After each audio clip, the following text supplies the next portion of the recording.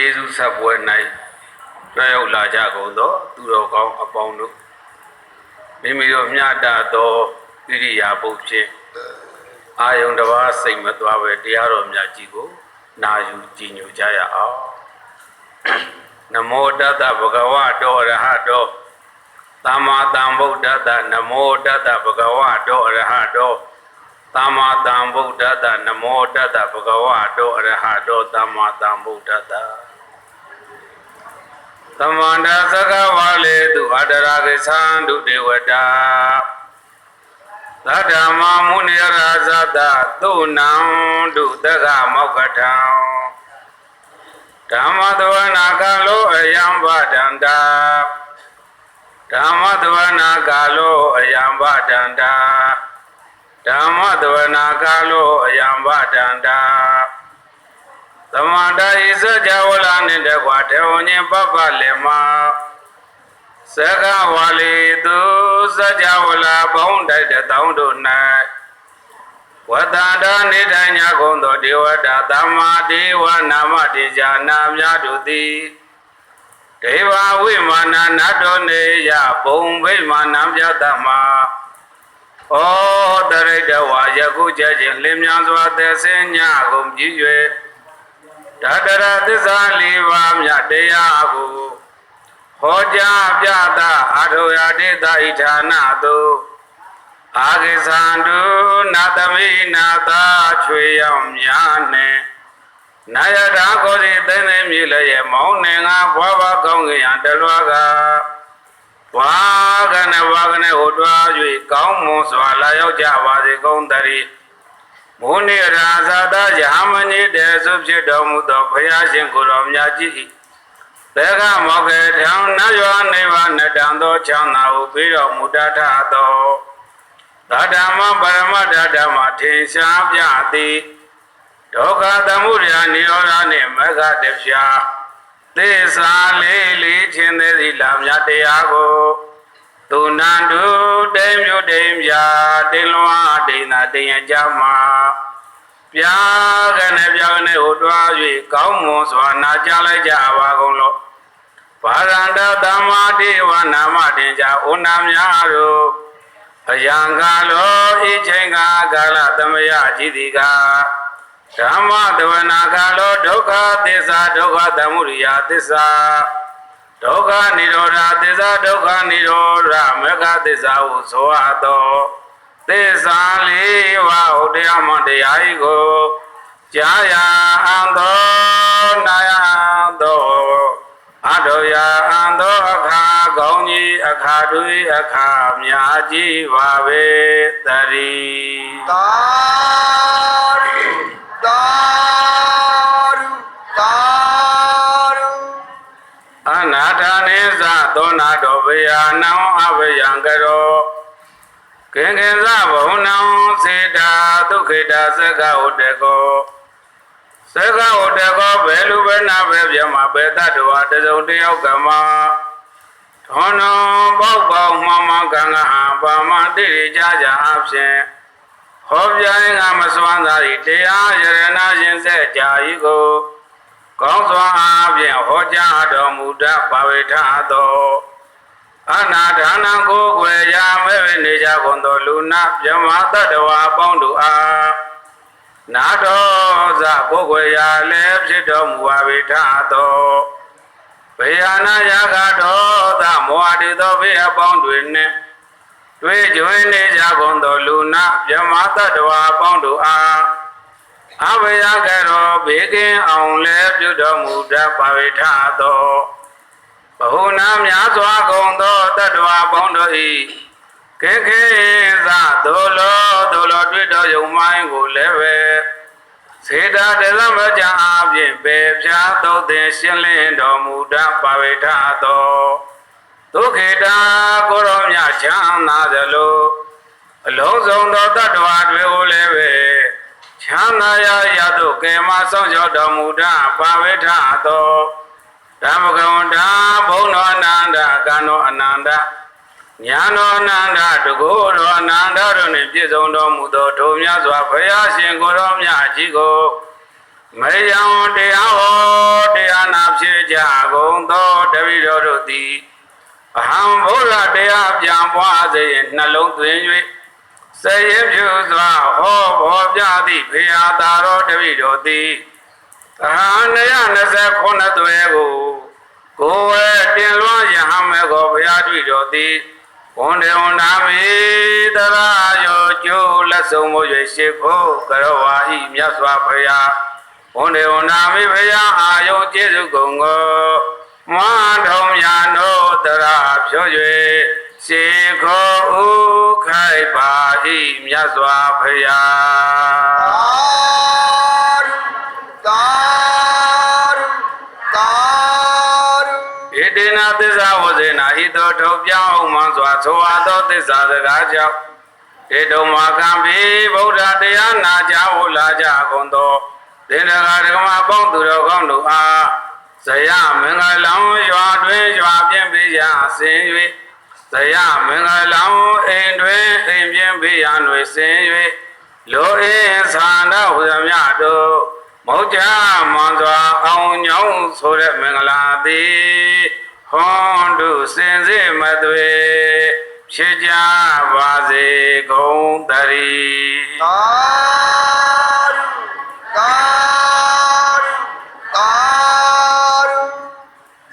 ဒီကနေ့1380ပြည့်တော်စလင်းလာဇန်9ရက်နေ့ညစကိုင်းတိုင်းဒေသကြီးဘုဒ္ဓလင်မြို့ကျောင်းမန်းတိုက်တော်မြတ်ကြီးဤကျေးဇူးတော်ရှင်ဒုတိယဆရာတော်ဘုရားကြီးအား82ကြိမ်မြောက်ကျေးဇူးဆက်ပွဲ၌ဟောကြားတော်မူအပ်သောတရားတော်ကသံဝေကတရားတော်တို့သူတော်ကောင်းတို့ပါတရားလဲသံဝေကတရားတော်ပါဗျာသံဝေကဆိုတာနားလည်အောင်ပြောတော့ထိတ်လန့်ခြင်းကိုသံဝေကလို့ခေါ်တယ်ထိတ်လန့်ခြင်းကိုဘာလို့ခေါ်သံဝေကလို့ခေါ်ပါတယ်ဗျာအဲတော့သဗ္ဗေဘာယန္တိမစ္ဆုနောလောကကြီးအတွင်းမှာခန္ဓာရလာတဲ့တတ္တဝါမှန်သမျှသည်တနေ့သေရမှာလားမသေရဘူးလားသေရမှာပါဗျာအဲ့ဒီသေရမယ်လို့တို့သူတော်ကောင်းတို့သိကြညာတော်လည်းပဲသေမှာမကြောက်သောပုဂ္ဂိုလ်ရှိရလားမရှိပါဗျာသူ့မေးကြည့်လေကြောက်ပါတယ်ဗျာသေမှာကြောက်တယ်ကိုယ်မေးကြည့်လေသေမှာကြောက်ပါတယ်ဗျာအဲ့ဒါကြောင့်မို့သေမှာမကြောက်တဲ့ပုဂ္ဂိုလ်ရဲ့လို့လောကကြီးအတွင်းမှာမရှိဘူးမှန်ရလားမှန်ပါတယ်ဗျာအဲ့တော့တန်ဝေမပါတရားမရှာနဲ့တန်ဝေပါမတရားရ၏တဲ့တန်ဝေမပါဘာမရှာနဲ့တရားမရှာပါတော့ဗျာတန်ဝေပါမတရားရပါဗျာအဲ့တော့တန်ဝေကတရားကိုအရင်ခံထားလို့တို့သူတော်ကောင်းနေဒီကနေ့ကျေးဇူးဆက်ပွဲအသေးသေးမှာလာရောက်ကြတဲ့ဒကာဒကမအပေါင်းတွေတန်ဝေကတရားအရေးမကြီးဘူးလားအရေးကြီးပါတယ်ဗျာနဝသနကေဒါနိတေယတိပုံနာယံတော်နိသူဝါမိနိထိတာနဝသနကေဒါနိတေယတိပုံနာယံတော်နိသူဝါမိနိထိတာအတ္တနောဘုံနာယံနာတံဝိဇန္တိလောကကြီးအတွင်းမှာသေမှာကြောက်ကြတယ်ဘာဖြစ်မှာကြောက်ကြသေမှာကြောက်ကြပါတယ်ဗျာအဲ့ဒီတရားကိုဘယ်ပုဂ္ဂိုလ်အကြောင်းပြုပြီးတော့ဟောတော်မူခဲ့ပါတယ်လဲလို့ဆိုတော့တနေ့သောအခါမှာဘုရားရှင်ကိုရောမြတ်ကြီးရဲ့တပည့်သားတွေစုဝေးပြီးတော့သေခြင်းအကြောင်းကိုပြောနေကြတယ်ဘာကိုပြောသေခြင်းအကြောင်းကိုပြောနေပါဗျာသေခြင်းတရားသေရမယ့်အကြောင်းကိုပြောဆိုပြီးတော့နေတဲ့အခါဘုရားရှင်ကိုရောမြတ်ကြီးကရောက်တော်မူလာတော့ခြေသားတို့ဘယ်လိုပဲအကြောင်းတရားတွေကိုဆွေးနွေးပြောပြီးတော့စုဝေးနေကြပါသလဲမှန်လားပါမြတ်စွာဘုရားတခြားမဟုတ်ပါဘူးဘုရားဟောဒီစုဝေးနေတဲ့ယဟန်တော်တွေကအငယ်ဆုံးဖြစ်သောယဟန်တော်ကလေးသည်သေရမှာကြောက်တယ်ပြောဘာဖြစ်ရမှာကြောက်သေရမှာကြောက်ပါတယ်ဗျာသေရမှာကြောက်ပြီးကြောင်းညာတော့လည်းပဲဘဝခန္ဓာကိုယ်ကြီးရရှိပြီးတော့လာမှတော့မသေးပဲနေရပါမလားမနေရပါဗျာသေကို သေရမှာပါဗျာ သိရမှာမှန်ရလား မှန်ပါဗျာ သေဖို့ရလားဒုက္ခနာသေခြင်းကြတော့သိရမှာဒီကနေ့မသိဘဲနေကြနေရတယ်ဆိုတာအချိန် မကြသေးပါဗျာ မှန်လားပါမြတ်စွာဘုရားဟောဒီယဟန်တော်အငယ်ဆုံးလေးအငယ်ဆုံးယဟန်တော်ကလေးကသေရမှာကြောက်လို့မို့ထိတ်လန့်ပြီးတော့နေတယ်တို့အတွက်ကြောင့်သေခြင်းအကြောင်းကိုတပည့်တော်တို့ပြောဆိုစုဝေးတိုင်ပင်ပြီးတော့နေကြပါတယ်မြတ်စွာဘုရားအဲဒီလိုလျှောက်ထားတော့ချက်သားတို့အဲ့ဒီယဟန်တော်ကလေးဒီယခုဘဝမှာသေရမှာကိုကြောက်တာမဟုတ်ဘူးဘုရားရှင်ကိုရောမြတ်ကြီးကအဲ့ဒီယဟန်တော်လေးကငါဘုရားရှင်ကိုရောမြတ်ကြီးနှုတ်စဉ်အခါမဟာတုန်တိလဝေမင်းဖြစ်ခဲ့စဉ်တုန်းကအဲ့ဒီယဟန်လေးကလည်းဝက်ကလေးဖြစ်ခဲ့တယ်။ဘာလေးဖြစ် ဝကလေးဖြစ်ခဲ့ပါတယ်ဗျာ သူ့ကိုယ်တော်အငယ်ဖြစ်နေသည့်အတွက်ကြောင့်သုလတုန်တိလလို့အမည်ပေးတယ်။ငါဘုရားရှင်ကိုရောမြတ်ကြီးရဲ့အလောင်းတော်ကမဟာတုန်တိလညီကိုနှစ်ယောက်ညီကိုနှစ်ကောင်မှန်ရလား မှန်ပါဗျာ သုလတုန်တိလနဲ့မဟာတုန်တိလဘာညီနောင်လဲ ဝန်းကြီးတော်ပါဗျာ ဝညိနောင်နှစ်ကောင်အဲ့ဒီဝညိနောင်နှစ်ကောင်ဖြစ်ခဲ့စဉ်တုန်းကမိခင်အိုကြီးကအရက်သမားတွေကအရက်ဒေတွေတိုင်မူယူတော့ဘယ်လိုပဲသားရရနာကဲ့သို့ချင်းညာတော့လည်းပဲအရက်ထရေကြောင့်တနေ့တော့အငယ်ဆုံးဖြစ်တဲ့ဆိုလာတုံနေလာဝက်ကလေးကိုအခကြေးငွေနဲ့ရောင်းတယ်ရောင်းတော့ဖမ်းရမယ်ကြော်ခွင်းကင်ပြီးတော့တို့သူတော်ကောင်းတို့အရက်မူသမားတွေမလာဘူးလား လာပါတယ်ဗျာ လာတဲ့အခါရောက်တော့အရက်ထေရီမူသမားတွေကဝက်တဲ့ချင်းရဲ့အနာမှာစုဝေးပြီးတော့ဘယ်မလဲအဖွားကြီးခမရဲ့ဝက်ကဘယ်မလဲခမရဲ့ဝက်ကဘယ်မလဲလို့အချင်းချင်းအခါကမေးတော့ဟောဒီဝက်တဲ့ချင်းကိုခောက်ပြီးတော့ခေါ်လိုက်လို့ရှိရင်ဖြင့်ငါမွေးစားပြီးတော့ထားတဲ့သုလတုံးနေလားမဟာတုံးနေလားဝက်ကြီးကောင်နှောင်နှကောင်ကကြားရအရကပြေးခဲ့တယ်အဲ့ဒီလိုဆိုရင်ခေါ်လိုက်ဗျာလို့အရက်မူသမားတွေကဘာလို့ခိုင်းတာလဲ ဝက်ခေါ်ခိုင်းပါတယ်ဗျာ ဘောကံတော်အဖွားကြီးဖြစ်တဲ့ပုဂ္ဂိုလ်ကစားနေကြဖြစ်တဲ့ဝက်တဲ့ချင်းကိုခောက်ပြီးတော့လာကြဟေငါသားလေးတို့လာကြသုလတုံးနေလားတို့လာကြလို့လမ်းပြီးတော့ခေါ်တော့ခြုံပုတ်ထဲမှာအောင်းနေတဲ့ဝက်ကလေးနှစ်ကောင်ကအမေခေါ်တန်ကြားလို့စားနေကြဝက်တဲ့ချင်းကိုလမ်းပြီးတော့ကြည်လိုက်တော့အနာမှာလူအုပ်ကြီးမမြင်ဘူးလား မြင်ပါတယ်ဗျာ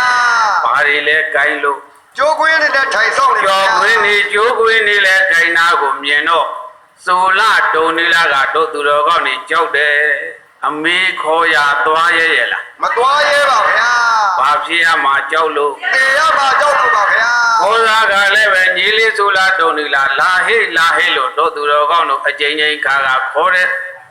သေရမှာကြောက်တဲ့အတွက်ကြောင့်တို့သူတော်ကောင်းတို့ခြုံပုတ်ထဲဝင်လိုက်အကိုကြီးရဲ့အနာမှာချင်းကလိုက်ခြုံပုတ်ထဲကနေပြီးတော့ထွက်ပြေးလိုက်ကြောက်လန့်ပြီးတော့မနေဘူးလား ကြောက်လန့်နေပါတယ်ဗျာ ဘာဖြစ်ရမှာကြောက်လို့ သေရမှာကြောက်လို့ပါဗျာ လက်သက်သည်ဗမတိလေနမိစ္ဆရိအတ္တနောတိကိုဧကမိတ္တတိအဘောတောကောပုံစတုံတိလာမန္တထာယာယိဘောတိဓမ္မတိဒါတာညီရီမောင်လာညီလေးဆိုလာတုံတိလာလက်သက်သည်ထိလာညီတဲ့ကဗမတိမယမတိလေလာကြည်တဲ့ကအတ္တနောယခုအခါဝဲဆောင်းရှောင်းမဲ့သူမရှိသည်အတိဖြစ်ချေပြီအကိုကြီးဖြစ်တဲ့မဟာတုံတိလာကညီလေးထွက်မပြေးနဲ့လာဟဲလာကွာမင်းဟာတုံလုံးလိုက်လားခြောက်ချလိုက်လားကြောက်လားကြီးလားတို့အမေကအကျဉ်းချင်းခေါ်နေတယ်မင်းအမေခေါ်ရသို့သွားပါသွားခိုင်းလို့ရရဲ့လား မရပါဗျာ ဘာဖြစ်ရမှာကြောက်လို့ သေရမှာကြောက်လို့ပါဗျာ ရတတိထေလာညီတဲ့ကပဲမသိမယမတိလေလာကြီးတဲ့ကအတ္တနောယခုအခါဝဲဆောင်းရှောင်းမဲ့သူမရှိသည်အတိဖြစ်ကြပြီကိုဟေကမိတ္တိဘယ်ပြေတို့လဲမင်းလို့လိုက်မလဲကွယ်တို့သူတော်ကောင်းတွေဖယားအလောင်းမဟာတုံးလေးလာဝယ်မင်းကအကြီးပြီကြီးလေး မင်းဘယ်ပြေတော့လွတ်လိမ့်မလဲဘယ်ပြေတော့လွတ်လိမ့်မလဲတို့မွေးသားကိုကတနေ့ရောက်တော့ သေ ဘာလို့ဖို့အသားရောင်းစားဖို့ဘာလို့ဖို့ အသားရောင်းစားဖို့ပါဗျာ တို့မွေးသားကိုကတနေ့ရောက်တော့တို့အသားရောင်းစားကြမှာ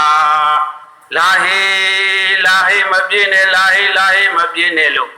မင်းဘယ်ပြေတော့လဲလွတ်လိမ့်မလဲကွယ်တို့သူတော်ကောင်းတို့စဉ်းစားကြည့်လောကကြီးအတွင်းမှာခန္ဓာရလာတဲ့တတ္တဝါမှန်သမျှတွေ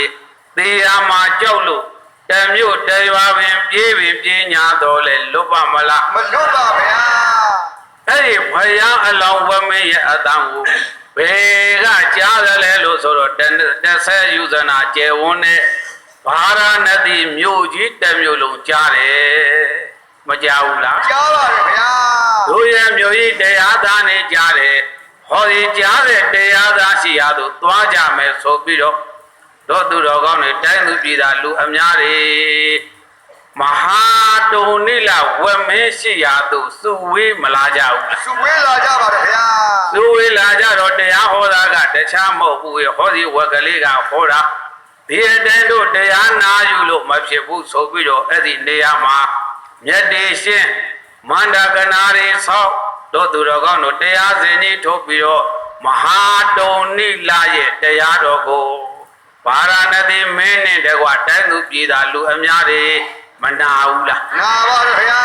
မိခင်အိုကြီးလည်းပဲတရားနာတယ်အရက်ထဲကြီးတွေမူပြီးတော့ဝက်ဝယ်လာကြတယ်အရက်မူသမားတွေလည်းဘာလုပ်ကြတယ်လဲ တရားနာကြပါဗျာ တရားနာလာကြတယ်မှန်ရဲ့လား မှန်ပါတယ်ဗျာ အဲ့ဒီအချိန်တိုင်းသူပြည်သားလူအများတွေလည်းစုံရောတို့သူတော်ကောင်းတို့ဘုရားအလောင်းဝက်မင်းကသူ့ညီလေးကိုဘယ်တရားဟောတယ်လဲလို့ဆိုတော့ဩကေဟရေရအဂတမသဗ္ဗတေရမလံဘဝဟယကနာဟိနောဝိလေပနာယတာကံတော်နကရာစီစေစတိဒါတာညီတွေမောင်လာဆူလာဒုံနိလာအဂဓမ္မညုံမရှိတဲ့ရေရာရေကနဲ့တို့ဩကေဟသေချင်းကြီးယခုပင်သွားပြီးတော့သေဆင်းလိုက်ပါအဲ့ဒီဟောလိုက်တဲ့တရားသံသည်တိုင်းသူပြည်သားလူအများနဲ့တကွအပားဟိုကြီးပါဝဲဝဲလာကြတဲ့အရက်ထိတ်သမားတွေပါမနာရဘူးလား နာရပါတယ်ဗျာ နံပါတ်1ပြောတဲ့စကားကညီလေးမင်းညုံမရှိတဲ့ရေကန်ကြီးတဲ့သို့သွားပြီးတော့ဆင်းပါဘယ်တဲ့ဆင်းခိုင်းရေကန်ဆိုတာတို့သူတော်ကောင်းတို့ညုံရှိတယ်မှန်ရဲ့လား မှန်ပါဗျာ ဒီကနေ့အဂတမညုံမရှိတဲ့ဩအဂတမညုံမရှိတဲ့ရေရာရေကန်တဲ့သို့ဩခဲကသင်ချင်းကြီးသွားပြီးတော့သေဆင်းလိုက်ပါလို့ချင်းကြီးမင်းကြောက်ပြီးတော့မနေနဲ့လန့်ပြီးတော့မနေနဲ့ပဲပြေးလို့မှမလုပ်ဘူးဒါပေမဲ့လို့ငါပြောခြင်းတဲ့စကားကညုံမရှိတဲ့ရေကန်ကြီးတဲ့သို့သင်ချင်းကြီးသေဆင်းလိုက်ပါဘယ်တဲ့ဆင်းခိုင်းတာလဲ ညုံမရှိတဲ့ရေကန်နဲ့ဆင်းခိုင်းပါတယ်ဗျာ သဘာလုံးစုံသောသေရမလားခန္ဓာကိုယ်ကချွေးအနေကြီးတွေကိုဘဝဟရအဲ့ဒီကြီးကကြီးထဲမှာမျောပြီးတော့ပြစ်လိုက်ပါဆေးကြောပြီးတော့ပြစ်လိုက်ပါနံပါတ်နဲ့ပြောတဲ့စကားကညုံမရှိတဲ့ရေကန်ကြီးထဲဆင်းပြီးတော့ခန္ဓာကိုယ်ကချွေးအညစ်အကြေးတွေကိုဆေးကြောသုတ်သင်ပြီးတော့ပြစ်လိုက်ပါမှန်လား မှန်ပါဗျာ နောက်တစ်ခုကကနာယနောဝိလေပနာနောဝိလေပနာအသေးဖြစ်သောနာနာပြောင်းကိုကနာဟိလိမ့်ကြယူငင်ပဲဖြန်းလိုက်ပါလောနံပါတ်3ဟာညီလေးအသေးဖြစ်သောနာနာပြောင်းကို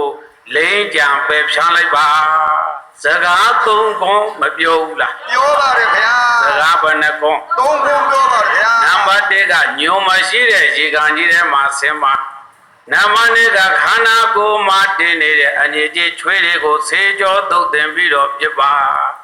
နံပါတ်3ကအသေးဖြစ်သောအမွေနန်းသားတွေကိုလိမ့်ကြံပဲဖြတ်ပါဖယားလောင်းဝယ်မင်းကစကားပတ်နှခုပြောတယ်လေ 3ခုပြောပါတယ်ဗျာ ယတအကျဉ်းနာပြောဧကံတော်ယန္တံတိနာဂရာတိစေတတိဘေသောခါမမပြောက်မပြဲအသေးဖြစ်သောနန္နာပြောင်းရဲ့ယန္တနေကဘယ်လိုနည်းနဲ့မှပျောက်ခြင်းပြဲခြင်းမရှိဘူး မှန်ရလား မှန်ပါတယ်ခင်ဗျာ အဲ့ဒီခေါ်လိုက်တော့တရားသံသည်အမေအိုကြီးရောဝဲလာကြတဲ့ပုဂ္ဂိုလ်တွေရတိုင်းသူပြည်သားလူအများတွေကိုမကြောက်ဘူးလား ကြားပါတယ်ခင်ဗျာ ကြားပြီမယ်လို့တလုံးတဝါရမှာနားမလဲတော့ညီလေးဖြစ်တဲ့ဆိုလားတုံနေလားကအကိုကြီးပြောတဲ့ဇာကအကျွန်ုပ်ဘာတကုမှနားမလဲညုံမရှိတဲ့ရေကန်ကြီးတဲ့ဆေးရမှာတဲ့ကံဆိုတာညွန်ရှိမှာပဲစဉ်းစားလာနော် မှန်ပါဗျာ ချွေးအညစ်ကြေးတွေကိုဆေးကြောတုတ်တင်ပြီးတော့ပြေးရမှာတဲ့နေတိုင်းချွေးအညစ်ကြေးတွေကိုဆေးကြောတုတ်တင်ပြီးတော့ပြေးနေတာလဲမှန်တယ်နာပြောင်းကိုလည်းပဲအမျက်တည်းစီအသစ်ဖြစ်တဲ့နာပြောင်းကိုလည်းပဲပယ်ဖြန်းလိမ့်ကြရမယ်ဆိုတဲ့တရားစကားသုံးခွန်းသည်ဘာကိုပြောဘာကိုဟောတာပါလဲနားလေပါမလား နားမလဲပါဗျာ နားမလဲတော့ညီလေးစုလားတုံနေလားကမေးတယ်ကတမောရဲတော့အကတမောဒါနောင်ကြီးမလားမတုံနေလားအကတမောညုံမရှိတဲ့ရဲတို့ရေကကြီးဆိုတာကတမောအဘယ်ဟာကိုခေါ်ပါတယ်လဲနောင်ကြီးပြောတဲ့ညုံမရှိတဲ့ရေကကြီးဆိုတာဘယ်ဟာကိုခေါ်ပါတယ်လဲပြမမေးဘူးလား မေးပါတယ်ခင်ဗျာ နောက်တခါကိန္တုအမေအရာကိုသေရမလာတိချွေးအညစ်ကြေးဟု၍ဩဇတိခေါ်ဆိုအပ်ပါတယ်ချွေးအညစ်ကြေးတွေကိုဆေးရမယ်လို့နောင်ကြီးကပြောတယ်ချွေးအညစ်ကြေးဆိုတာဘာကိုခေါ်ပါတယ်လဲနောင်ကြီးဟာကြားမမေးဘူးလား မေးပါတယ်ခင်ဗျာ နောက်တခါနောင်ဝိလိပနာအသေးဖြစ်သောနတ်နာပြောင်းဆိုတာဘယ်ဟာကိုခေါ်ပါတယ်လဲလို့မေးတော့ဖယားအလောင်းတို့သူတော်ကောင်းတော်မဟာတုံလိလဝမင်းကအဲ့ဒီမေးသမျှအမေးတွေကိုအဖြေမပေးဘူးလား ဖြေပေးပါတယ်ဗျာ ဓမ္မောရေရောအကတမောညီလေးဆိုလားတုံလိလဓမ္မောနိဗ္ဗာန်တရားသည်အကတမောညုံမရှိတဲ့ရဟရာရေကကြီးနဲ့တူလာပါပဲနိဗ္ဗာန်ချမ်းသာကြီးသည်ဘာနဲ့တူတာလဲ နိုးမရှိတဲ့ရေကန်ကြီးနဲ့ပြပါတယ်ဗျာ ညုံမရှိတဲ့ရေကကြီးနဲ့တူတယ်မှန်ရလား မှန်ပါဗျာ နိဗ္ဗာန်ချမ်းသာတို့ချမ်းသာများကြီးက1500ကိလေသာအငြိကြေးရှိရလား မရှိပါဗျာ ကိလေသာအငြိကြေးမရှိတဲ့နိဗ္ဗာန်ချမ်းသာလို့ဆိုတဲ့ရေကန်ကြီးထဲမှာသင်ချင်းကြီးသက်စင်မှာမှန်ရလား မှန်ပါဗျာ တော့ဒီကနေ့82ကြိမ်မြောက်ကျေးဇူးဆလာကြတဲ့ပုဂ္ဂိုလ်တွေကျေးဇူးဆပွဲမှာဒါနသီလဘာဝနာလို့ဆိုတဲ့ကုသိုလ်ကောင်းမှုတွေမပြုဘူးလား ပြုကြပါတယ်ဗျာ ပြုသောအခါမှာဘာကိုဆူတောင်းတာလဲ နိဗ္ဗာန်ကိုဆုတောင်းပါတယ်ဗျာ နိဗ္ဗာန်ရပါလို့နိဗ္ဗာန်ရပါလို့ဆူမတောင်းဘူးလား တောင်းကြပါတယ်ဗျာ နိဗ္ဗာန်ရပါလို့ဆူတောင်းခြင်းသည်ဘယ်ထဲမှာဆင်းတာလဲ နိုးမရှိတဲ့ရေကန်ထဲမှာဆင်းတာပါ ဘုံ ဗျာ မရှိတဲ့ဒီကံကြီးထဲမှာဆင်းတာမှန်ရလား မှန်ပါ အဲ့တော့ဓမ္မောနိဗ္ဗာန်တရားသည်အကဓမ္မောညုံမရှိတဲ့ရဟရောရေကံကြီးမြည်ပါပဲ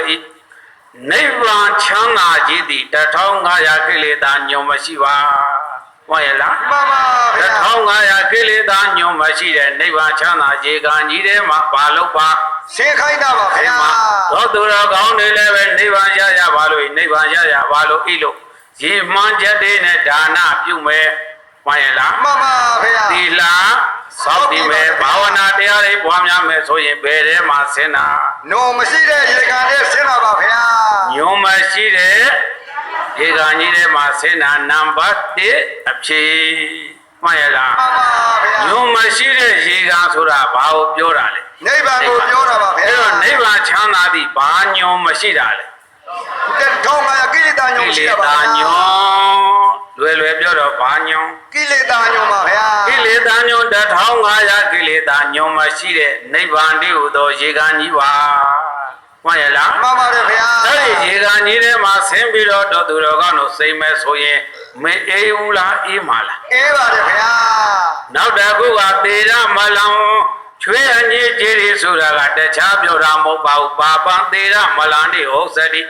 ဘာဘာဒုစရိုက်ဆဲကိုမကောင်းမှုတို့တွေဟာသေရမလန်တွေချွေးအညစ်ကြေးဟူရဲ့ဟုတ်စတိဆိုအပ်ပါပဲလေမှန်ရလား မှန်ပါတယ်ဗျာ အာဟုဇုဒုစရိုက်တရားဘယ်နှပါ 10ပါပါဗျာ ကာယဒုစရိုက်က 3ပါပါဗျာ ဝစီဒုစရိုက်က 4ပါပါဗျာ မနောဒုစရိုက်က 3ပါပါဗျာ အဲ့ဒီအာဟုဇုအညေတိဒုစရိုက်တရားတွေဟာဒေါသူတော်ကောင်းရဲ့ခန္ဓာကိုယ်ကထွက်တဲ့ဘာနဲ့တူ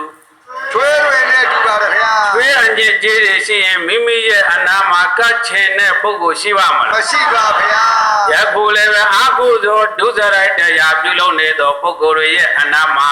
ကတ်ချင်တဲ့ပုဂ္ဂိုလ်ရှိပါမလား မရှိပါဗျာ တို့အတွက်ကြောင့်ချွေးအညစ်ကြေးတွေကိုပြောင်းအောင်နေတိုင်းရေချိုးသလိုမှန်ရလား မှန်ပါဗျာ အာဟုဇုဒုစရိုက်အညစ်ကြေးတွေကိုတို့သူတော်ကောင်းတို့ပြုရမှာလားမပြုပါဘူးလားမပြုဘဲနဲ့ရှောင်ကျင်ခြင်းသည်တို့သူတော်ကောင်းနဲ့အညစ်အကြေးတွေပါလို့တာ ညီကြီးတွေ သေးတာသုတ်တင်တာမှန်ရလား မှန်ပါဗျာ အဲဒါကြောင့်မို့တတ္တဝါမှန်သမျှအနန္တတွေဟာခန္ဓာရလာမှတော့ကုသိုလ်နဲ့အကုသိုလ်မပြုလားပြုမှာလား ပြုပါတယ်ဗျာ ဒါနေထွက်လိုက်နေဝင်လိုက်နေထွက်လိုက်နေဝင်လိုက်ရက်တွေကုန်တဲ့ငါသည်ဘာနဲ့အချိန်ကုန်နာလဲလို့စဉ်းစားပါမှန်ရလား မှန်ပါဗျာ အဲ့ဒါပြောတာသေရမလားဒီချွေအငြိကြီးတွေကိုတို့သူတော်ကောင်းတို့ပါပါဒုစရိုက်ဆဲကိုမကောင်းမှုအငြိကြီးချွေတွေကိုမှန်ရလား မှန်ပါဗျာ ဆေးကြောပြီးတော့ပြစ်ပါသုတ်တင်ပြီးတော့ပြစ်ပါအဲ့လိုအာဟုဇောဒုစရိုက်တရားပြုရမှာလားမပြုရဘူး မပြုရပါပါဗျာ မပြုဘဲနဲ့နေခြင်းသည်အာဟုဇောတရားတွေကိုဘာလို့ပြစ်တာလဲ ရှောင်းကျင်တာပါဗျာ ဆေးကြောပြီးတော့မပြစ်ဘူးလား ကျေတော်ပြတာပါဗျာ နေဝင်နေတွေ့နေရက်တွေကိုမှန်ရလား မှန်ပါဗျာ ကုသိုလ်နေလားရက်တွေကိုအကုသိုလ်နေလားရက်တွေကိုစဉ်းစားပါကိုယ့်ရဲ့ဖြစ်ပေါ်စဉ်းစားရမှာလားမစဉ်းစားရ မှန် ဘူး ပါပါဗျာ ငါဒီကုသိုလ်နဲ့အချိန်ကုန်တာလားအကုသိုလ်နဲ့အချိန်ကုန်တာလားလို့တန်နေထွဲလာလို့တန်နေဝင်လို့အိယာတဲ့ဝင်ပြီဆိုရင်နတ်ဘူးဘောလက်တင်ဘာလို့ရမှာလဲ စဉ်းစားပါဗျာ စဉ်းစားငါအကုသိုလ်အညစ်အကြေးချွေတွေဆေးကြောတုတ်တင်ပြီးတော့ပြီးပြီလားစဉ်းစားရမှာနော် စဉ်းစားရပါပါဗျာ အဲဒါကြောင့်မို့နေဝင်နေတွေနေရက်တွေကိုကုသိုလ်နေလားရက်တွေကိုအကုသိုလ်နေလားရက်တွေကိုစဉ်းစားပါကိုယ့်ရဲ့ဖြစ်ပုံကုသိုလ်ကံဖြူစင်စိတ်ကိုတော့အရေးလိုပမာပုံကုသိုလ်ကံဖြူစင်တဲ့စိတ်ဒီဘာနဲ့တူ အရေးနဲ့တူပါတယ်ဗျာ အဲနေပူတွေကလားလို့တို့သူတော်ကောင်းတို့အရေးခလေးခိုးနာရမယ်ဆိုရင်မအေးမြဘူးလား အင်းမြပါတယ်ဗျာ အာကုသိုလ်တရားတွေရှောင်ရှားကုသိုလ်တရားနဲ့ပျော်ပိုက်ပြီးတော့ကုသိုလ်အရေးခိုးလုံတဲ့ပုဂ္ဂိုလ်ဒီကုသိုလ်ပြုနေတဲ့ပုဂ္ဂိုလ်ဒီမအေးမြဘူးလား အင်းမြပါတယ်ဗျာ တို့အတွက်ကြောင့်ကုသိုလ်ကံတရားဒီဘာနဲ့တူတာ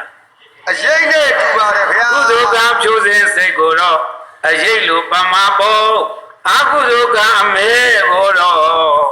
လဲဝဲလိုပမာပုံမှန်ရလား မှန်ပါဗျာ အာကုသိုလ်ကံဒီအမဲပြောအာကုသိုလ်ကံဒီ အမဲပါဗျာ ကုသိုလ်ကံဒီ အရေး အဖြူ ဖြူပါဗျာ ဘယ်နဲ့အစိမ်းရမှာတော့နော်ကုသိုလ်ကံဖြူစင်စိတ်ကိုတော့ကုသိုလ်ကံဒီအဖြူလားအမဲလား ဖြူပါဗျာ အကုသိုလ်ကံက အမဲပါဗျာ ကုသိုလ်ကံဖြူစင်စိတ်ကိုတော့အရေးလိုပမာပေါ်အကုသိုလ်ကံအမဲကိုတော့လဲဝင်းလိုပမာပေါ်မှန်ရလား မှန်ပါဗျာ အပေလေးပါ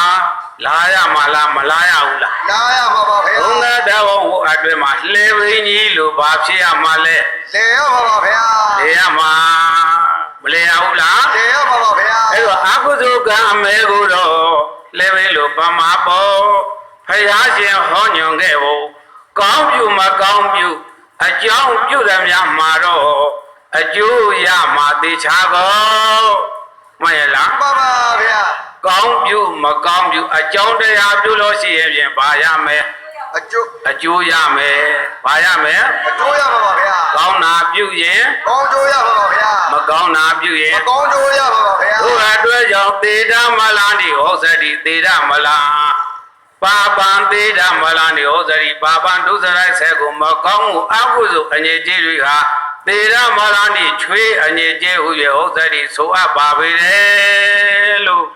မှန်ရလား မှန်ပါဗျာ အကုသိုလ်ကံတရားသည်ခန္ဓာကိုယ်ကထွက်တဲ့ဘာနဲ့တူတာလဲ ကျွေးငင်းတဲ့တူပါဗျာ ချွေးတွေထွက်နေမယ်ကြီးညိုတွေတင်းနေမယ်ဆိုရင်စိတ်ဆင်းရဲတာလားစိတ်ချမ်းသာတာ စိတ်ဆင်းရဲပါတယ်ဗျာ အကုသိုလ်ကံတရားပြုလုပ်သောပုဂ္ဂိုလ်တို့သည်တို့သူတော်ကောင်းတို့စိတ်ဆင်းရဲမှလားစိတ်ချမ်းသာမှလား စိတ်ဆင်းရဲပါတယ်ဗျာ အဲ့ဒါကြောင့်မို့အကြောင်းပြုသမျှမှာတော့ပါရမယ် အကျိုးရောက် အဲ့တော့ကောင်းတာပြုတာကောင်းကျိုးမှန်ရလား ပါဗျာ ကောင်းတာပြုတော့ မကောင်းကျိုးပါဗျာ ကောင်းပြုမကောင်းပြုအကြောင်းပြုသမျှမှာတော့အကျိုးရမှာတေချာကောဘာမှုတွေငါပြုကနေတယ်လေလို့ဝေခွေပါကိုယ့်ရဲ့ဖြစ်ပေါ်မှန်ရလား မှန်ပါတယ်ဗျာ ငါပြုနေတဲ့အမှုဒီဘာအမှုလဲကောင်းတဲ့အမှုလားမကောင်းတဲ့အမှုလားကောင်းသောအလုပ်လားမကောင်းသောအလုပ်လားလို့ဝေခွေရမှာလားမဝေခွေရ ဝေခွဲရပါပါဗျာ အဝိဇ္ဇာဖုံးနေကြမယ်ဆိုရင်ဘာလုပ်မယ်မကောင်းမှု မကောင်းမှုပြုပါ မှန်ရလား မှန်ပါဗျာ ဘာမှုတွေငါပြုကနေတယ်လေလို့ဝေခွေပါကိုယ့်ရဲ့ဖြစ်ပေါ်မှန်ရလား မှန်ပါဗျာ အဲ့ဒါကြောင့်မို့သာသနာတုံးလည်းဗနဲ့ကတော့ကြုံရလေကောဖရာသာသနာကြီးနဲ့ကြုံဖို့လွယ်ပါမလား မလွယ်ပါဗျာ ဒီနေ့တော့သူတော်ကတော့ဖရာသာသနာကြီးနဲ့မကြုံဘူးလား ကျုံနေပါတယ် ဖ ဗျာ ရာသာသနာကြီးနဲ့ကောမဆုံဘူးလား ဆုံးနေပါတယ်ဗျာ အဲ့တော့ဖရာသာသနာကြီးနဲ့ကြုံတဲ့အခိုက်ဆုံတဲ့အခိုက်မှာတို့သူတော်ကောင်းတို့ဖရာသာသနာတုံးလည်းဗနဲ့ကြုံရလေကောကြုံသာကြုံမကြိုက်ကြရင်ဖြင့်ကျုံတော့ကျုံတယ်မကြိုက်ဘူးဆိုရင်ထိုပုဂ္ဂိုလ်သည်သာသနာနဲ့တွေ့ကြုံနှပ်ပါမ မ လား နှက်ပါဗျာ သာသနာကြီးနဲ့တွေ့ကြုံမနှပ်လို့ရှိရင်ထိုပုဂ္ဂိုလ်သည်လူလိမ္မာလားလူမိုက်လား လူမိုက်ပါဗျာ အဲဒါကြောင့်မို့လူလိမ္မာဖြစ်ရလေအောင်သာသနာနဲ့ကြုံကြုံနှပ်ရမှာမှန်ရလား မှန်ပါဗျာ တို့အတွက်ကြောင့်သေရမလားဒီချွေးအနေကျဲ့ရဟောစတိဆိုအပ်ပါပေတဲ့အာကုသောဒုစရိုက်တရားတော်သည်ဘာနဲ့တူချွေးအနေချင်းနဲ့တူတာဘာနဲ့တူ ထွေးကြည့်ကြည့်နေပြီပါဗျာ နောက်တကနံဝိလိပနာအသေးအသေးဖြစ်သောနာနာပြောင်းဆိုတာဘယ်ဟာခေါ်ပါလဲလို့ဆိုတော့သီလစ၅ပါးသီလ၈ပါးအသီလအစရှိသောသီလတရားတို့သည်စောစောကတို့သူတော်ကောင်းနေအာမဘာနေပါဖွာရလို့ဝန်ခံခြင်းအမှုမပြုဘူးလား ပြုပါတယ်ဗျာ အဲ့ဒါဘာသီလ ငါပါ ငါးပါးသီလသည်တို့သူတော်ကောင်းတို့အသေးဖြစ်သောယန္နာနဲ့တူလာပါပဲဤမှန်ရလား မှန်ပါဗျာ ယတအကျဉ်သီလာရီသောယန္နာသည်နတရာသိစေတည်းဘေသောခါမမပြောက်မပြဲဘယ်တော့မှမပြောက်ဘူးဘယ်တော့မှမပြဲဘူးလောကအမွေးကရဲ့မတရားဖြာရင်အလွန်ဆုံးတရက်ပဲမှန်ရလား မှန်ပါတယ် တ ဗျာ ရက်ကဟိုဘက်ကြောလို့ရင်ဘာတွေပြေသွား ဝိညာဉ်နေပြေတော့ပါ မိ ဗျာ မိသီလတရားမြဲမဲကိုခြင်းတရားတွေပြည့်စုံမဲဆိုရင်အဲ့ဒီသီလတိဟုသောယန္နငါပြေပါမလား မပြေပါဗျာ အဲ့ဒါကြောင့်မို့သီလတရားသည်ဘာနဲ့တူ ဓာတာလေးပါ နန္နာကယမယန္နနဲ့မတူဘူးလား ပါတယ်ဗျာ သို့အားလုံးတို့သူတော်ကောင်းတို့နေဝေနေတွေနေရတွေကို ေဝေနေရွယ်နေရဒီကို ကုသိုလ်နေလားရက်တွေကို လူနေလားရက်တွေကို အကုသိုလ်နေလားရက်တွေကို အာကုသိုလ်နေလားရက်တွေကို စဉ်းစားပါကိုယ့်ရဲ့ဖြစ်ပေါ် စင်နာပါကိုယ့်ရဲ့ဖြစ်ဖို့ ကုသိုလ်ကံဖြိုးစဉ်စိတ်ကိုယ်တော် ကုသိုလ်ကံဖြူစင်စိတ်ကိုတော့ အရေးလိုပမာပေါ် ရိတ်လူပမာကို အကုသိုလ်ကံအမေကိုယ်တော် အာကုသိုလ်ကံအမေကိုတော့ လေဝေလိုပမာပေါ် လဲဘိလူပမာကို ဘုရားရှင်ဟောညွန်ခဲ့ဖို့ ဘုရားရှင်ဟောညွန်ခဲ့ဘူး ကောင်းပြုမကောင်းပြု ကောင်းပြုမကောင်း အကြောင်းပြုသည်များမှာတော့ အကြောင်းပြုသမျှမှာတော့ ကောင်းပြုမကောင်းပြု ကောင်းမှုမကောင်း အကြောင်းပြုသည်များမှာတော့ အကြောင်းပြုသမျှမှာတော့ အကျိုးရမှာတေချာကို တို့ရမှာတိချဖို့ အာမှုတွေငါပြုကနေသလဲလို့ဝေခွေပါကိုယ့်ရဲ့ဖြစ်ပေါ် ဝေခွဲပါကိုယ့်ရဲ့ဖြစ်ဖို့ သာသနာတုံးလည်းဗနေကတော့ သာသနာကျုံကဘာနေက ကြုံရလေကို ကျုံရဒီကို ကျုံသာကြုံမကြိုက်ကြရင်ဖြင့် ကျုံသာကျုံမကြိုက်ကြရင် ကျုံမကြိုက်သူမိုက်လူဆိုလေကို ကျုံမကြိုက်သူမိုက်လူဆိုလေကို ဘုရားရှင်သာသနာကြီးနဲ့တွေ့ပါလေကဲနဲ့ကျုံမလေကဲနဲ့တို့သူတော်ကောင်းတို့အကုသိုလ်တွေမရှောင်ဘူးဆိုလို့ရှိရင်ဖြင့်ကျုံတော့ကျုံရဲ့ကြိုက်ပါမလား မကြိုက်ပါဗျာ က ကုသိုလ်တရားတွေနဲ့ပျော်မွေ့မှာကြုံလဲကြုံ ကြိုက်လဲကြိုက်ပါဗျာ ကဲဆိုနေဝေနေတွေနေ့ရက်တွေကို နေဝင်နေတွေနေရဲ့ဒီကို ကုသိုလ်နေလားရက်တွေကို ကုသိုလ်နေလားရက်တွေကို အကုသိုလ်နေလားရက်တွေကို အာကုသိုလ်နေလားရက်တွေကို စဉ်းစားပါကိုယ့်ရဲ့ဖြစ်ဖို့ စေနာပါကိုယ့်ရဲ့ဖြစ်ဖို့ ကုသိုလ်ကံဖြူစင်စိတ်ကိုယ်တော် ကုသိုလ်ကံပြုစေစိတ်ကိုတော် ရိတ်လိုပမာပေါ် စိတ်တို့ပမာပု အကုသိုလ်ကံအမေကိုယ်တော် အကုသိုလ်ကံအမေကိုတော် လေဝေလိုပမာပေါ် လဲဘိလို့ပမာပု ဘုရားရှင်ဟောညွန်ခဲ့ဖို့ ဖယားရှင်ဟောညွန်ခဲ့ဘူး ကောင်းပြုမကောင်းပြု ကောင်းပြုမကောင်း အကြောင်းပြုသည်များမှာတော့ အကြောင်းပြုသည်မြတ်မှာတော် အကျိုးရမှာတေချာကို ဆုံးကျိုးရမှာတေချာဘူး ဘာမှုတွေငါပြုကနေသလဲလို့ ဘာမှုတွေငါပြုကနေတယ်လဲ ဝေခွဲပါကိုယ့်ရဲ့ဖြစ်ဖို့ ဝေခွဲပါကိုယ့်ရဲ့ဖြစ်ဖို့ သာသနာတုံးလည်းဘာနေကြတော့ သနာတုံးလည်းပါနဲ့ကတော့ ကြုံရလေကို ရလီဖို့ ကြုံသာကြုံမကြိုက်ကြရင်ဖြင့် ကျုံနာကျုံမကြိုက်ကြ ကြုံမကြိုက်သူမိုက်လူဆိုလေကို ကျုံမကြိုက်သူမိုက်လီဆိုလေကို နိဗ္ဗာန်ချမ်းသာသည်ဘာနဲ့တူဩမေးပြီနော်အာဂတမောညုံမရှိတဲ့ဘိုင်းနဲ့တူကတမောရဲတော့အကတမောညုံမရှိတဲ့ရဲတော့ရေကန်ကြီးဆိုတာကတမောအဘယ်ဟာလဲလို့မမေးဘူးလား မေးပါရဗျာ ချင်းကြီးတဲ့ညုံမရှိတဲ့ရေကန်ဆိုတာတခြားပြောတာမဟုတ်ပါဘူးဓမ္မောနိဗ္ဗာန်တရားသည်အကတမောညုံမရှိတဲ့ရဲဟဲ့တော့ရေကန်ကြီးပါနိဗ္ဗာန်ဆိုတာဘာကြီးလဲ ရေညုံမရှိတဲ့ရေကန်ကြီးပါ ညုံမရှိတဲ့ရေကန်ကြီးလို့မဖြေဘူးလား ရှိပါရဗျာ ဘာဘာသေဓမ္မလာနေဥစ္စရိဘာဘာဒုစရိုက်ဆေခုမကောင်းမှုတွေဟာသေဓမ္မလာနေကိုယ့်ရဲ့ခန္ဓာကထွက်တဲ့ချွေးမထွက်ဘူးလား ဟုတ်ပါရဗျာ ဒါဂျင်းညိုတွေမတင်ဘူးလား ဟုတ်ပါရဗျာ ဘာဘာသေဓမ္မလာနေဥစ္စရိချွေးအနေချင်းနဲ့တူတယ်မိမိပြုတဲ့အာဟုသောဒုစရိုက်တရားတွေဟာဘာနဲ့တူ ဆွေးရနေပါရဗျာ နောက်တစ်ခါသီလင်္စ၅ပါးသီလ၈ပါးသီလအစရသောသီလတရားတွေဟာယန္နနဲ့မတူဘူးလား ဟုတ်ပါရဗျာ ယတအကျဉ်သီလရီသောယန္နသည်နဂရာစီစေသတိဘေသောခါမမပြောင်းမပြဲ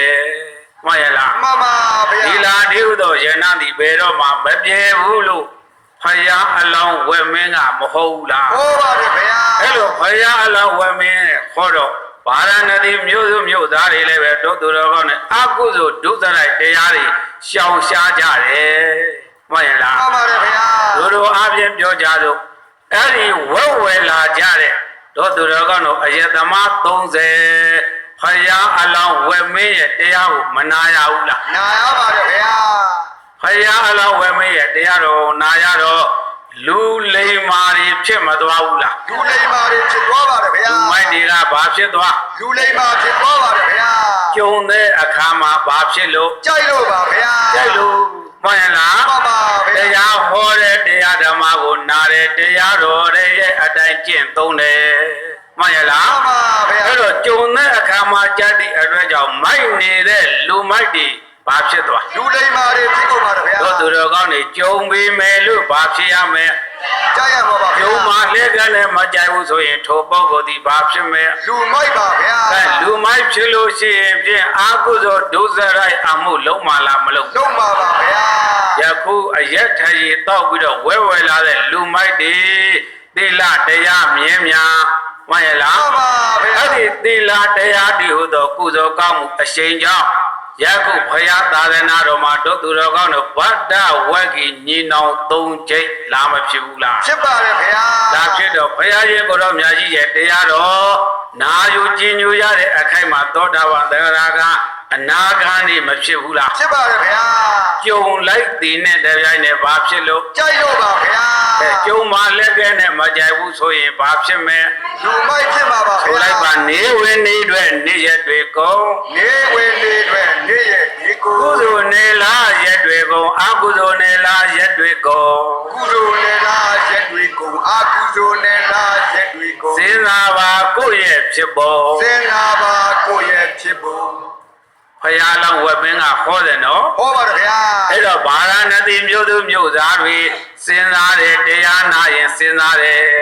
ငါသည်ကိုယ်တော်အမှုလေးနဲ့အကုသိုလ်အမှုလေးနဲ့ဘာနဲ့အချိန်ကုန်နာလဲလို့မစဉ်းစားဘူးလား စဉ်းစားပါတယ်ဗျာ စဉ်းစားရင်နဲ့အကုသိုလ်အမှုတွေငါမပြုတော့ဘဲနဲ့ရှောင်ရှားမယ်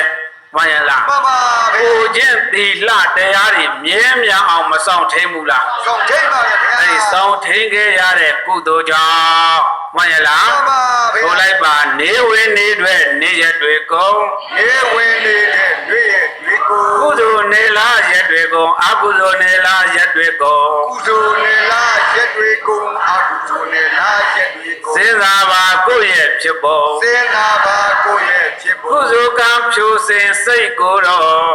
ကုသိုလ်ကံဖြူစဉ်စိတ်ကိုတော့ ကုသိုလ်ပြုတယ်ဆိုတာစိတ်ဖြူမှဘာဖြစ်ရ ကုသိုလ်ပြုရတာပါဗျာ ကုသိုလ်ပြုနေတဲ့ပုဂ္ဂိုလ်ရဲ့စိတ်နှလုံးသားသည်တော့သူတော်ကောင်းနေဖြူနေတာလားမဲနေတာလား ပြုနေတာပါဗျာ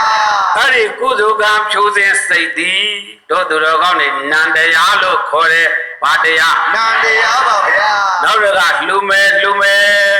မပေါ်ဘူးလား ဟောပါတယ်ဗျာ အဲ့ဒီပေါ်နေတဲ့စေရနာနန္တရားလေးဒီမဖြူစင်ဘူးလား ဖြူစင်ပါတယ်ဗျာ အဲ့တော့ဖြူစင်သောစိတ်နှလုံးတော့သူတော်ကောင်းတို့ရှိနေကြတဲ့ပုဂ္ဂိုလ်တို့ဒီဘာပြု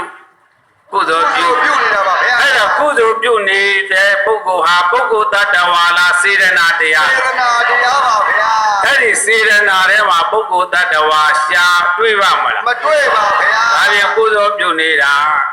စေရနာ စေ ပါ ရနာပြောကုသိုလ်ပြုနေတာ စေရနာပါဗျာ အဲ့ဒီစေရနာသည်နန္တရားဘာတရား နာတရားပါဗျာ ဒါပြန်ငါကလှူနေတာလားစေရနာကလှူနေတာ စေရနာကပြုနေတာပါဗျာ အဲ့ဒီစေရနာနန္ဒနာမရမတရားကိုသုံးဆောင်ရင်ဆရာတော်ဘုရားကြီးကပုဂ္ဂလတတ္တအတ္တဇီဝမှာကင်းစေ၍အာနိမိတ်တအနိစ္စပြုသောစေရနာသင်္ခါရခန္ဓာကိုမြတ်စွာဘုရားဟောတော်မူသည်လို့မဆုံးမခဲ့ဘူး ဆုံးမခဲ့ပါတယ်ဗျာ စေရနာနန္ဒနာပရမတရားသည်ဘာခန္ဓာလဲ သင်္ခါရခန္ဓာ သင်္ခါရခန္ဓာပြောဘာခန္ဓာ သင်္ခါရခန္ဓာပါဗျာ အဲ့ဒါကိုပုဂ္ဂလာတတ္တအတ္တဇီဝမှာကင်းစေ၍အာနိမိတ်တအနိစ္စဖြစ်သောကုသိုလ်ပြုနေတဲ့စေရနာကုသိုလ်ပြုနေတဲ့ စေရနာပါ စေရနာတရားသည်တို့သူတော်ကောင်းနေဘာခန္ဓာ သင်္ခါရခန္ဓာပါဗျာ အဲ့ဒီသင်္ခါရခန္ဓာသည်နေတ္တတတ္တဝမဟုတ်ကုန်ပြီးနေတဲ့စေရနာတွေ့နေတဲ့စေရနာလှူနေတဲ့စေရနာသင်္ခါရခန္ဓာနန္တရားဟာတတ္တဝမဟုတ်ဘူး မဟုတ်ပါ မှန်လားနေဇီဝအတလိပ်ပြမျိုးကိုဟုတ်ကလား မဟုတ်ပါဗျာ အာမျိုးသူမျိုးပုဂ္ဂိုလ်မျိုးတတ္တဝမျိုးကိုဟုတ်ကလား မဟုတ်ပါဗျာ အဲ့ဒါကြောင့်မို့လှူနေတာငါကလှူတာလားစေရနာကလှူတာ စေရနာကပြုတာပါဗျာ အဲ့လှူနေတဲ့စေရနာလေးဒီမဖြူဖွေးဘူးလား ဖွေးပါတယ်ဗျာ ဖြူဖွေးနေတဲ့စေရနာတိုက်တွန်းမှုကြောင့်ဘာပြုတာလဲ လူကုသိုလ်ပြုတာပါ ကု ဗျာ သိုလ်ပြုနေတာအဲ့တော့ကုသိုလ်ပြုနေတာဘာတရား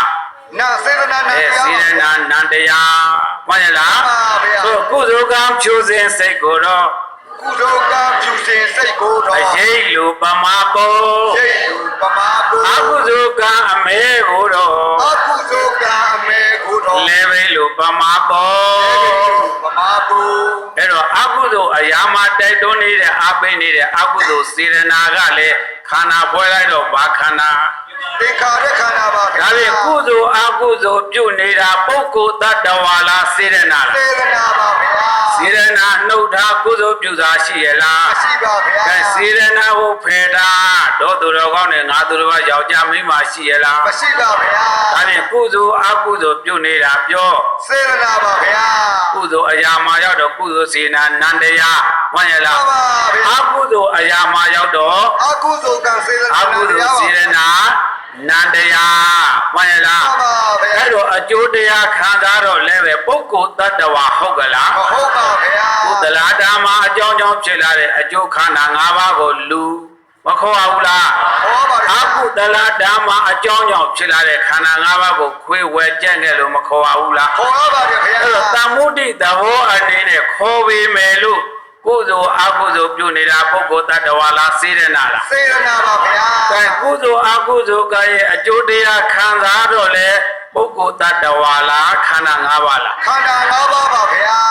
မ မှန်ရလား မှန်ပါဗျာ အဲ့တော့ကုသိုလ်ကြောင့်ဖြစ်တဲ့အကျိုးခန္ဓာ၅ပါးကလည်းဘာသစ္စာ ဒုက္ခသစ္စာပါဗျာ အကုသိုလ်ကံအကုသိုလ်စေရနာကြောင့်ဖြစ်သောအကျိုးခန္ဓာ၅ပါးကလည်းဘာသစ္စာ ဒုက္ခသစ္စာပါဗျာ အဲ့ဒါရင်ပုဂ္ဂိုလ်တ attva ရှိသေးလား မရှိပါဗျာ ဆိုကုသိုလ်ကံဖြိုးစင်စိတ်ကိုတော့ ကုသိုလ်ကံပြုစဉ်စိတ်ကိုတော် အရေးလိုပမာပေါ် ဒိဋ္ဌုပမာဘု အကုသိုလ်ကံအမဲကိုတော့ အကုသိုလ်ကံအမေကိုတော် လဲဘိလိုပမာပေါ် ဘိဓုပမာဘု ဘုရားရှင်ဟောညွန်ခဲ့ဖို့ ဘုရားရှင်ဟောညွန်ခဲ့ဘု ကောင်းပြုမကောင်းပြု ကောင်းပြုမကောင်းပြု အကြောင်းပြုသည်များမှာတော့ အကြောင်းပြုသည်များမှာ အ တော် ကျိုးရမှာတေချာကော တို့ရမှာတေချာဘူး ကုသိုလ်အကြောင်းပြုနေတာပုဂ္ဂိုလ်တ attva လားစေရနာလား စေရနာပါဗျာ ကုသိုလ်စေရနာအကြောင်းကြောင့်ဖြစ်လာတဲ့အကျိုးခန္ဓာ၅ပါးကလည်းပုဂ္ဂိုလ်တ attva လားခန္ဓာ၅ပါး ခန္ဓာ၅ပါးပါဗျာ အကုသိုလ်ပြုနေတဲ့အကြောင်းဖြစ်သောစေရနာမှန်ရလား မှန်ပါဗျာ ပုဂ္ဂိုလ်တ attva ဟုတ်ကလား ဟုတ်ပါဗျာ အဲခံစားတဲ့တရားကတော့ပုဂ္ဂိုလ်တ attva လားခန္ဓာ၅ပါး ခ လား န္ဓာ၅ပါးပါဗျာ ခန္ဓာ၅ပါးဘာသစ္စာ ဒုက္ခသစ္စာပါ ဒါပေ ဗျာ မဲ့အကြောင်းနဲ့ရှားရှားအကျိုးနဲ့ရှားရှားအကြောင်းနဲ့ကြည့်ကြည့်အကျိုးနဲ့ကြည့်ကြည့်ပုဂ္ဂိုလ်တ attva ရှိရလား မရှိပါဗျာ ယုံနန္ဓမသင်္ခါရဘာသစ္စာ ဒုက္ခသစ္စာပါဗျာ ဆိုလိုက်ပါအကြောင်းပြုသည်များမှားတော့ အကြောင်းပြုသည်များမှာတော် အကျိုးရမှာတေချာကော တို့ရမှာတေချာဘူး ဘာမှုတွေငါပြုကနေသလဲလို့ ဘာမှုတွေငါပြုတာနေသလဲ ဝေခွေပါကိုယ့်ရဲ့ဖြစ်ပုံ ဝေခွဲပါကိုယ့်ရဲ့ဖြစ်ဘူး သာသနာတုံးလည်းဝနေကြ သာ တော့ သနာတုံးလည်းပါနေကတော့ ကြုံရလေကော ရဒီကို ကြုံသာကြုံမကြိုက်ကြရင်ဖြင့် ကျုံနာကျုံမကြိုက်ကြရင်ဖြင့် ကြုံတော့မကြုံဘူးလား ကျုံလေးပါလေဗျာ မကြိုက်ဘူးဆိုရင်လူမိုင်လားလူလိမ့်မလား လူမိုက်ပါဗျာ ဟောသာသနာတုံးလည်းဝနေကြတော့ သာသနာတုံးလည်းပါနေက ကြုံရလေကော ရဒီကို ကြုံသာကြုံမကြိုက်ကြရင်ဖြင့် ကျုံနာကျုံမကြိုက်ကြရင်ဖြ ကြုံ င့် မကြိုက်သူမိုက်လူဆိုလေကော ကျုံမကြိုက်သူမိုက်လူဆိုလေကို ကဲလူမိုက်ဖြစ်ချင်တာလားလူလိမ္မာဖြစ်ချင်တာ လူလိမ္မာဖြစ်ချင်ပါလေဗျာ လူလိမ္မာဖြစ်အောင်ကြုံလဲကြုံတယ် ကြိုင်လဲကြိုက်ပါလေဗျာ ကြိုက်လဲကြိုက်ကြပါလို့တိုက်တွန်းပြီးတော့ကြိုက်တရားသိအောင်နောက်ဆရာတော်တွေရှိတယ်ဆိုဤသို့ပြုရာရပုံညာကို ရပုညာ မိဘဆရာ ဒီပါဆရာ အတကနှင့် ရာတကာ သာဝေတ္တာ အဘိဓမ္မာ ဝိနေယအာ ဝိနိယ သဗ္ဗေဒေဝ ဒေဝ နာများစွာအား ကံများစွာ ရကြပါစေ ရကြပါ ရညာပါစေ ရနာပါ အမြဝေစီ ရဒီ သုံးချိန်သာတုခေါ်သေးသော ကျေနာလူခေါ်စီတော် သာတု သာသာ အလုံးကိုယ်စိတ်နှပြကြမ်းမှချမ်းသာကြပါစေ